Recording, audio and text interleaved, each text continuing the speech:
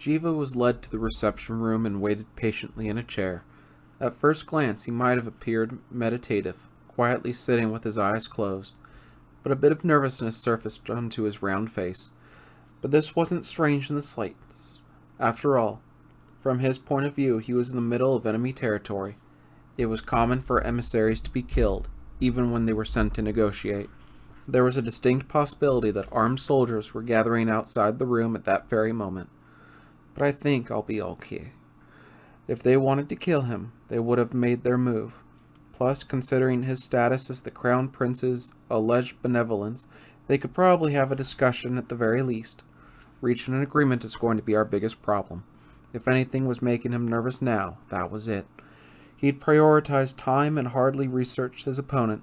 He knew only bits and pieces, and it wasn't clear if this was for better or worse. As these worries filled his mind, the door swung open to reveal a girl with translucent white hair and red eyes. A flam. Come to think of it, he'd heard they were common in Natra. His Highness Prince Regent Wayne has arrived. A young boy stepped into the room, followed after her, and accompanied by several guards. It is an honor to meet you, Your Highness, Jiva extolled, bowing reverently.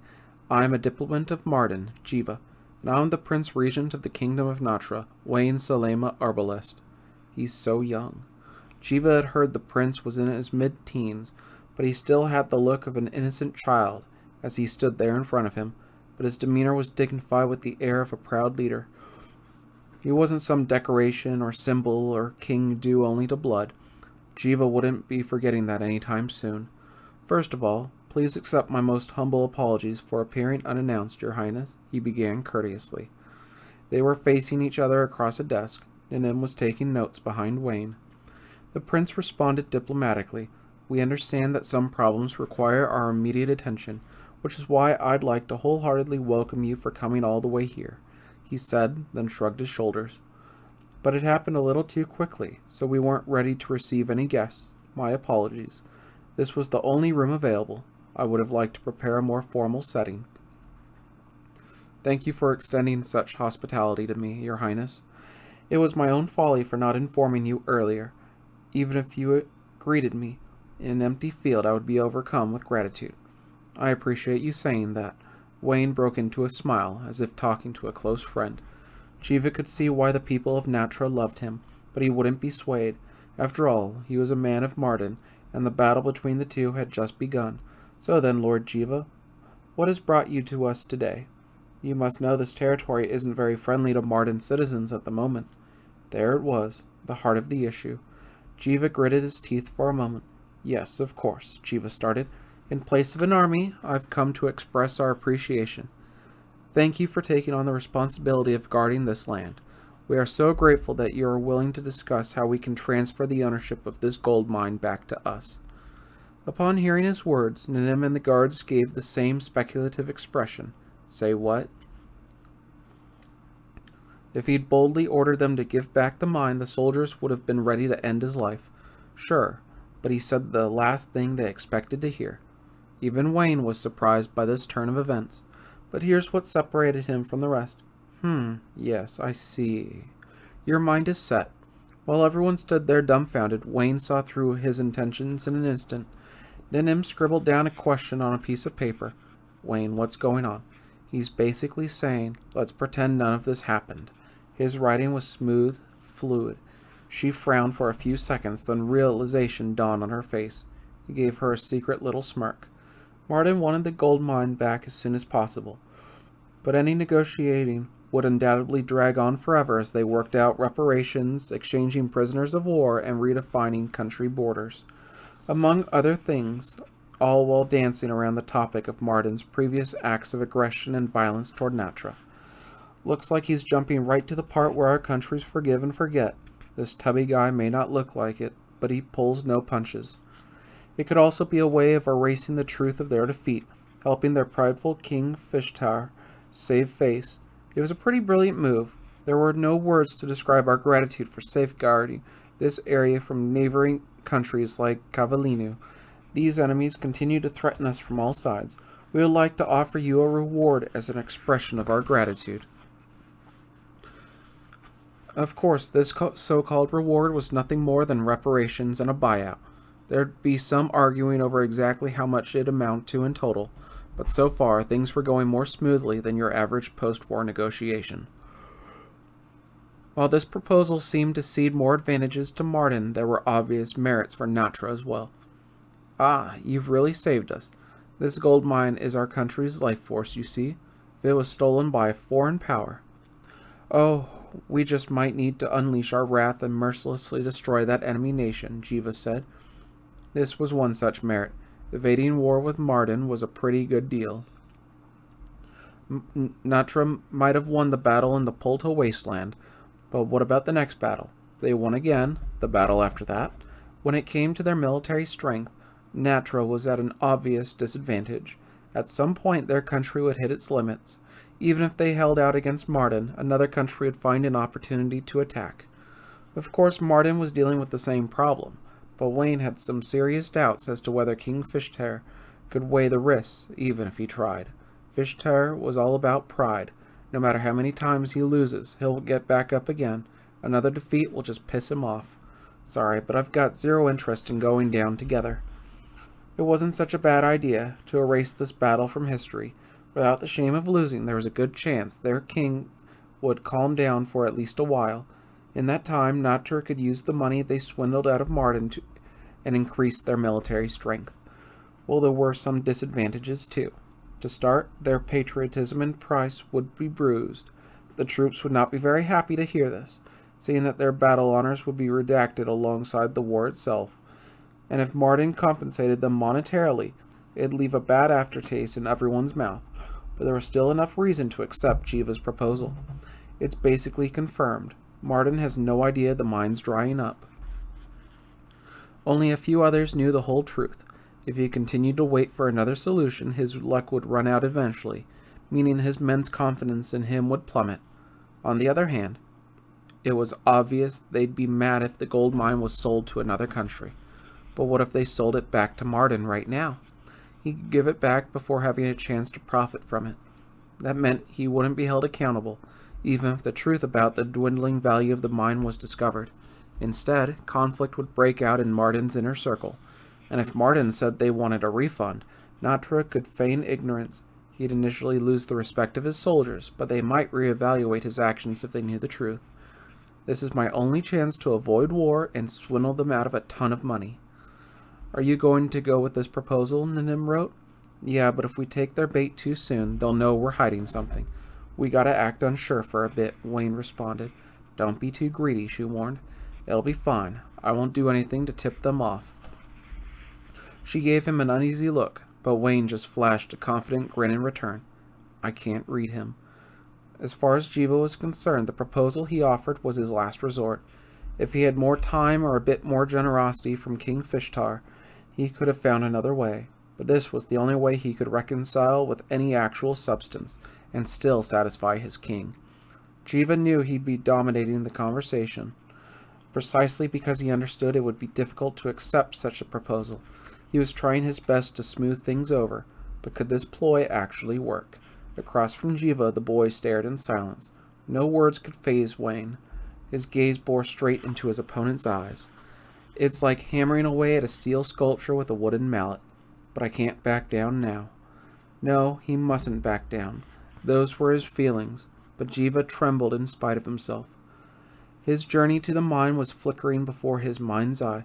The people of the mine dressed in tatters, the soldiers of Natra feeding them rations. Once their troops were gone, what would happen to the residents? When the Martin returned to this territory, would they still be treated like humans? God, what am I thinking? I need to get back the gold mine. I need to do all I can to make that happen. This is going fine, just fine. As Jiva reassured himself over and over, Wayne started to stir. Livy. Jiva wasn't sure he heard him correctly and looked on in confusion. Wayne continued. Sefti, Regis, Talfia, Kareln. Your Highness, what are you saying? Names, he explained coldly, his voice piercing through Jiva. Names of my men who died in the Polta wasteland. Jiva felt like his own heart might leap out of his chest. What an unimaginably compassionate ruler. Many of his subjects held Wayne in high regard. Jiva knew this. I hear your proposal. That might be one possible interpretation of this situation. But, Lord Jiva, in that case, where should the souls of my men rest? What should be marked on the graves of those who died serving their country? You're not suggesting we write, here lies some idiot who died in the wasteland on their graves, are you? Under Wayne's steady gaze and kingly presence, Jiva was unable to form a coherent sentence. Upon this sight, Wayne cheered in his heart. All right, it's working. But Nim appeared sullen. Isn't it working too well, she wrote. If this negotiation falls through, won't things end up as the opposite of what you want? Nah, this much is normal. Actually, I want to give him just one more push, he scribbled back. Fortunately, Wayne could pass for a kind and generous ruler. He knew he could persuade Jiva if he mentioned his own soldiers and citizens. The more difficult he made the negotiation, the larger the gold on the other side. Lord Jiva, do you realize how the people here have been treated? Yes. Not too long ago, one of their representatives came to me with an appeal. He asked us not to abandon his people. He made this request to Natra, not Martin. You know what this means, right? It was enough for us to imagine the treatment they suffered under your hands. Suppose we return the mine. What would become of these people? If you snatch away their last hope, they'll be left with only despair. With all that said, I'll ask you one more time. What brought you here, Lord Jiva? Become someone noble. Jiva suddenly remembered the words his mother used to say to him. It was a faint memory. He'd pushed it away to avoid looking back at the boy who'd been bullied. During that time, he did his best to keep his mouth shut until he could go home and pretend everything was fine. But his mother saw right through him. Become someone noble. Be someone your future self can be proud of. These were the words that pierced his heart, and he'd made up his mind. He would live a life he wouldn't be ashamed to look back on in 10, 20, 30 years. That's how it should have been anyway. But then he was faced with failure, pressure, self-preservation, fighting. Before he realized it, he'd lost touch of those childhood dreams and traveled down a path far from light. That's just how it is. He'd made excuses, telling himself ideals were ideals because they were unattainable. But the young prince was in a far more difficult position, and yet he didn't hesitate or falter when it came to protecting his people. Prince Wayne, what? Before I answer, I'd like you to allow me a single question. Very well. Wayne's eyes didn't contain a glimmer of a doubt. They radiantly gazed forward.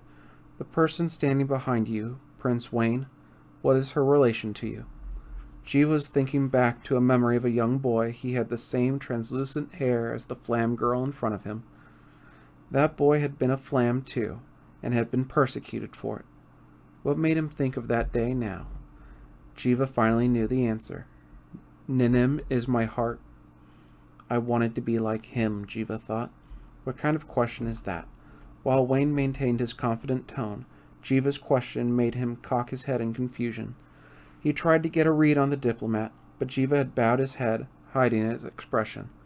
Wayne and Ninim used it as a chance to pass a few more notes between themselves. Maybe I'm a rare sight, Ninim suggested. In the West, Flam would never be present during diplomatic negotiations. Then he would have brought it up sooner, or with more emotion, Wayne replied. True. Maybe he's impressed you don't discriminate between citizens, soldiers, or Flam. So it's simply because this diplomat is so incredibly empathetic? No way that's the reason. But if you're right, then he might want to continue negotiating. It'll be fine. If that happens, I'll eat a potato through my nose. As Wayne joked in an easygoing reply, Jiva quietly raised his head across the way. Your Highness, I understand how your heart must feel. Jiva's expression was clearer, less burdened or weighed down by something. Please forgive me for disrespecting those fallen in battle. It seems I've misunderstood. Wayne felt something was off, but Jiva continued on. There was blood spilled in your country's name. You fought to claim this land for Natra. You are determined to protect the citizens. It is all too clear we must take up our bows and arrows. What? I imagine this will be my final job in foreign affairs, but I won't waste a minute informing King Fishtar of your steadfastness. Well then, your highness, I must make haste to the royal palace. Please allow me to say it was truly an honor to hear your personal anecdotes and exchange words with you. Jiva bowed deeply and hurriedly excused himself from the room. Wayne and Nanim stared until his back disappeared. They finally lifted their gaze, petrified for some time, and locked eyes. Nanim, I'll go get the potato. Those were her only words.